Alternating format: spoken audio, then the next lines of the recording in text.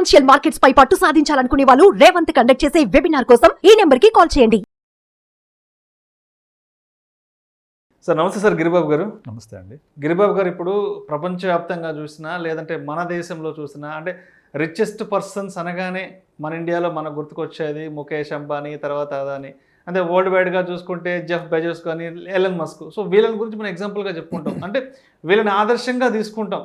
అంటే richest persons లిస్ట్లో వీళ్ళు ఉంటారు, మనం కూడా వీళ్ళలాగా ఆలోచించాలి, వీళ్ళలాగా నెక్స్ట్ లెవెల్ మైండ్ సెట్ని ఆలోచిస్తాం కదా. అంటే ఇంతవరకు బాగానే ఉంది. సో వీళ్ళంతా కూడా అంటే స్టాక్ మార్కెట్ పరంగా బాగా వృద్ధిలోకి వచ్చి పైకి వచ్చారు. బట్ కామన్ మ్యాన్ విషయానికి వచ్చేప్పటికీ ఒక స్టాక్ మార్కెట్ అనగానే ఒక ఫ్రాడు, ఒక చీటింగు, ఒక ఫేకు, ఇట్లా రకరకాల నెగిటివ్ పర్సెప్షన్స్, నెగిటివ్ ఆస్పెక్ట్స్లోకి వెళ్ళిపోతుంది కదా. సో ఎందుకంటారు అంటే వాళ్ళేమో బిలియన్స్గా మారిపోయారు, బట్ లోకల్గా మనమేమో ఇంకా దాని గురించి ఒక నెగిటివ్ ట్రెండ్లో ఆలోచిస్తున్నాం. సో ఎందుకంటారు?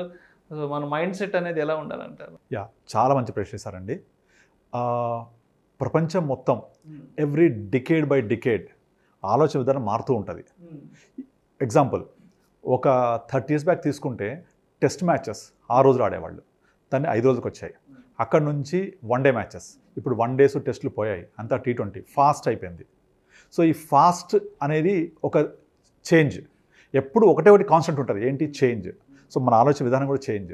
అయితే ఈ చేంజ్ అనే దాని గురించి మాట్లాడితే నెక్స్ట్ వచ్చేప్పటికి ఒక కామన్ మ్యాన్ తను కూడా ఒక సంపద కలిగిన వ్యక్తిగా, ఒక ధనవంతుడిగా మారాలి అంటే సేవింగ్సా, ఇన్వెస్ట్మెంట్సా? సేవింగ్స్ బ్యాంక్లో సేవింగ్ చేసిన వాళ్ళు ఎవరు కూడా ధనవంతులు కారు, ఇన్వెస్ట్ చేస్తే అవుతారు. మరి ఎక్కడ చేయాలి ఇన్వెస్ట్మెంట్? ఫస్ట్ గుర్తొచ్చేది ఈ మారుతున్న కాలక్రమంలో ఫస్ట్ గుర్తొచ్చేది stock market and it's related investments.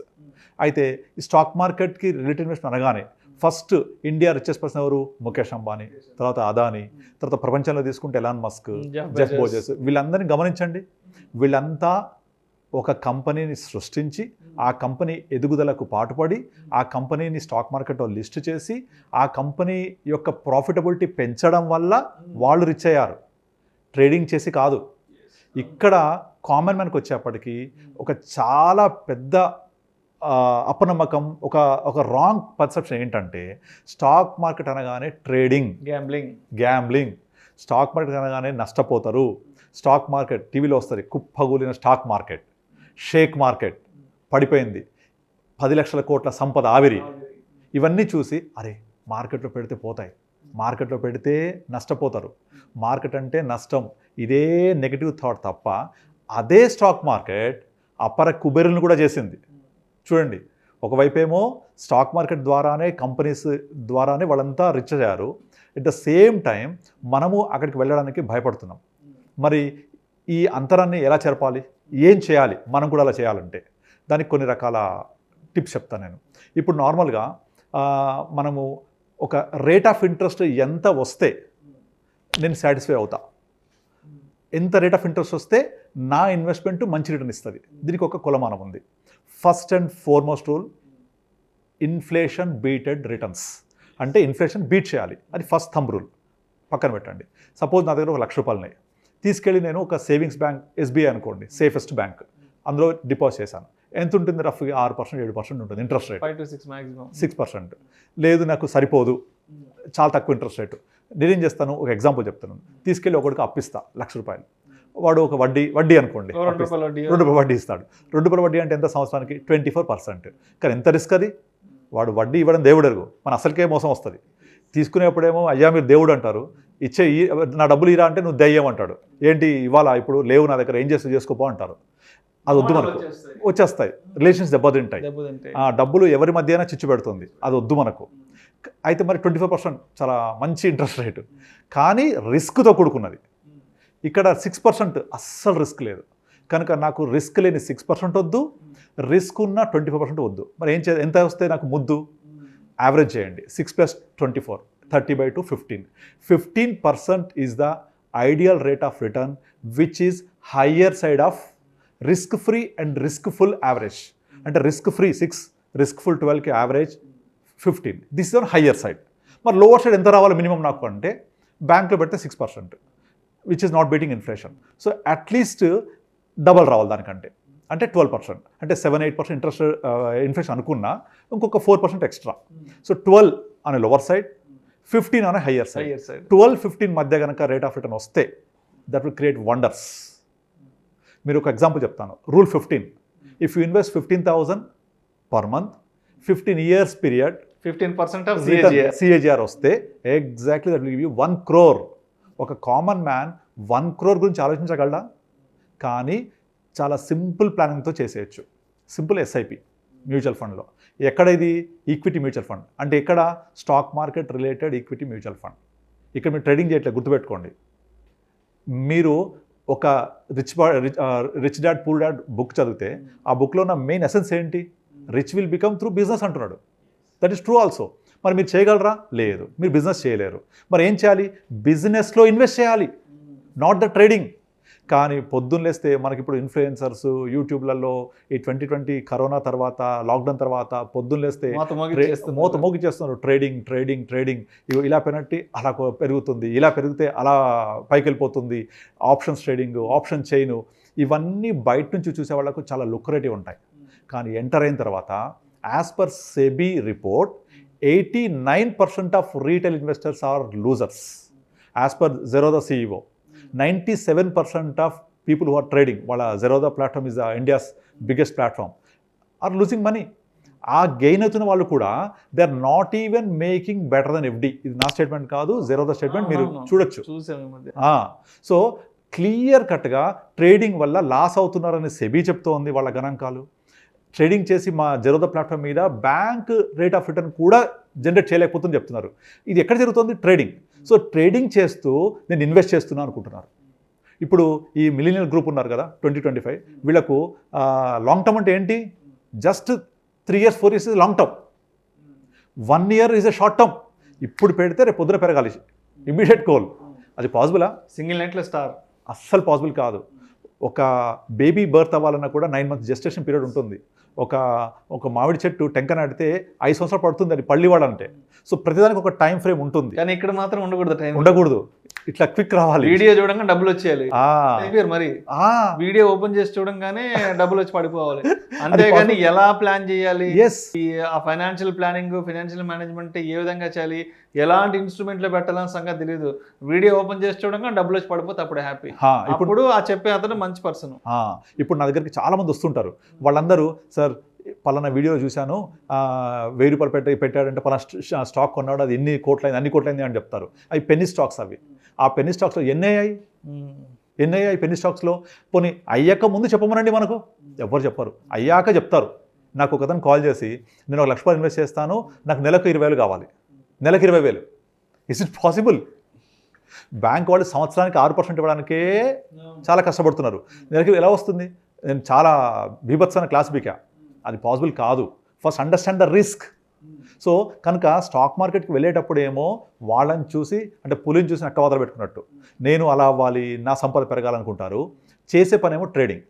ఇక్కడే మెయిన్ మిస్టేక్ జరుగుతుంది. అంటే clearly I can say that stock మార్కెట్లో ఏదైతే మంచి ఉందో అది గ్రహించకుండా నాకు ఓవర్ నైట్ రిటర్న్స్ రావాలి, ఫాస్ట్గా రావాలి అనే ఉద్దేశంతో ట్రేడింగ్ చేసి డబ్బులు పోగొట్టుకుంటున్నారు. ట్రేడింగ్ చేయకండి, ఇన్వెస్ట్ చేయండి. ఎక్కడ ఇన్వెస్ట్ చేయాలి? స్టాక్ మార్కెట్లో ఏ షేర్స్ కొనాలి, ఎప్పుడు కొనాలి తెలిసి ఉండాలి. ఇక్కడ ఇంకొక ప్రాబ్లం, మళ్ళీ మీరు గత 25 సంవత్సరాల హిస్టరీ తీసుకోండి. 25 సంవత్సరాల క్రితం ఉన్న ఎన్ని కంపెనీస్ ఈరోజు ఆ రేంజ్కి పెరిగి ఉన్నాయి? ఒక ఇన్ఫోసిస్, ఒక HDFC, ఒక TCS, ఒక ఏషియన్ పెయింట్స్, ఇలా లెక్క పెట్టుకు వెళ్తే ఒక గుప్పటి కంపెనీస్ దొరకవు మనకు ఇండియాలో లిస్ట్ అయిన 6,000+ కంపెనీస్లో 100 కంపెనీస్ యొక్క మార్కెట్ క్యాప్ 95% ఉంటుంది. రిమైనింగ్ 5% యొక్క కంపెనీస్ మార్కెట్ క్యాప్ 5,900 కంపెనీస్. అంటే మన సంపద స్టాక్ మార్కెట్ సృష్టించినంత టాప్ 100-150 కంపెనీసే. అవును. అయితే ఎంతమంది ఈ కంపెనీస్లో పెట్టుంటారు? అక్కడ ప్రాబ్లం. ఇప్పుడు నేను 25 ఏళ్ల క్రితము ఇన్ఫోసిస్ కంపెనీ షేర్స్ కొనుంటే ఒక 10,000 రూపాయలు, ఇవాళ హీనపక్షంలో ఒక 4-5 కోట్లు ఇంక్లూడింగ్ డివిడెంట్ వేసుకుంటే. కానీ ఎంతమంది 25-30 ఏళ్ల క్రితము ఇన్ఫోసిస్ అనే కంపెనీ, అంటే అప్పుడు మనకి 30 ఏళ్ల క్రితం కంప్యూటర్ తెలియదు, ఆ రోజుల్లో అసలు సాఫ్ట్వేర్కి సర్వీసెస్ రిలేటెడ్ కంపెనీ ఇన్ఫోసిస్. 2000 తర్వాత నుంచి ఈ ఇన్ఫోసిస్, TCS అనేవి కొంచెం 93 ఫస్ట్ IPO లిస్టెడ్. అప్పుడు ఎంతమంది దాన్ని నమ్మి పెట్టుంటారు? పెట్టినప్పుడు ఎంతమంది ఇప్పటిదాకా ఉన్నారు? ఈ ప్రాబ్లం. అయితే నేను మళ్ళీ నెక్స్ట్ 20 years గురించి ఆలోచిస్తే నాకు మరో ఇన్ఫోసిస్ ఎవరు చెప్తారు? మరో హెచ్డిఎఫ్సి ఏది వస్తుంది?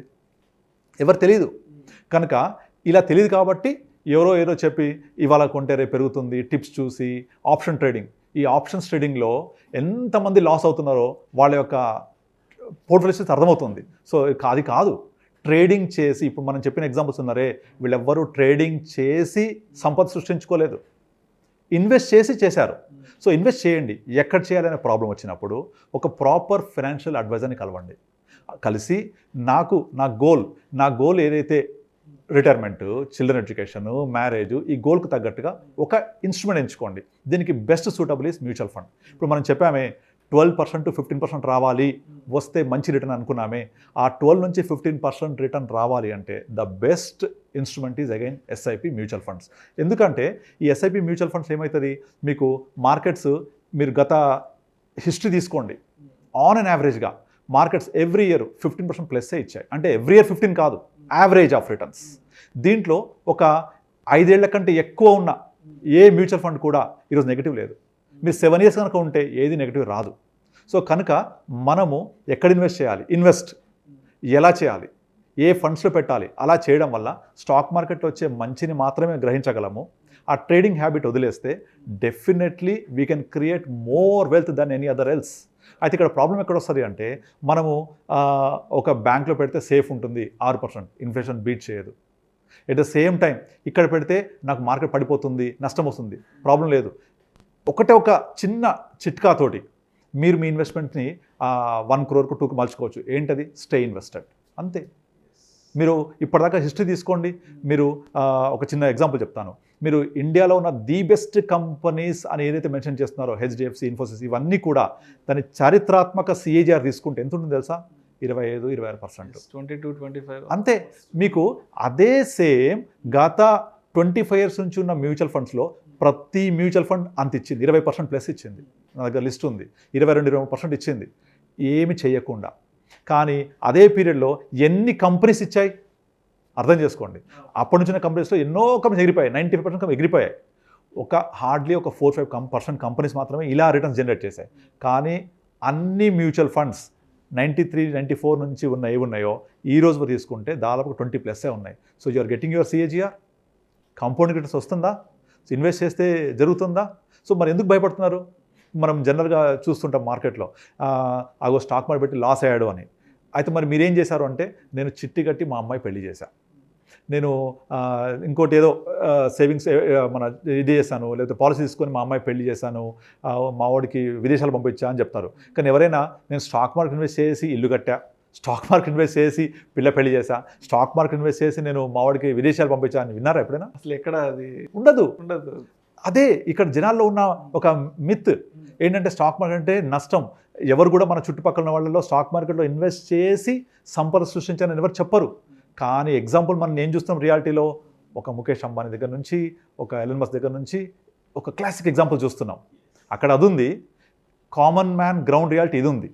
సో దీన్ని ఎదుర్కోవాలంటే సింపుల్గా మీరు ఇన్వెస్ట్ చేయండి, డోంట్ ట్రేడ్ చేస్తే చేతులు కాలుతాయి.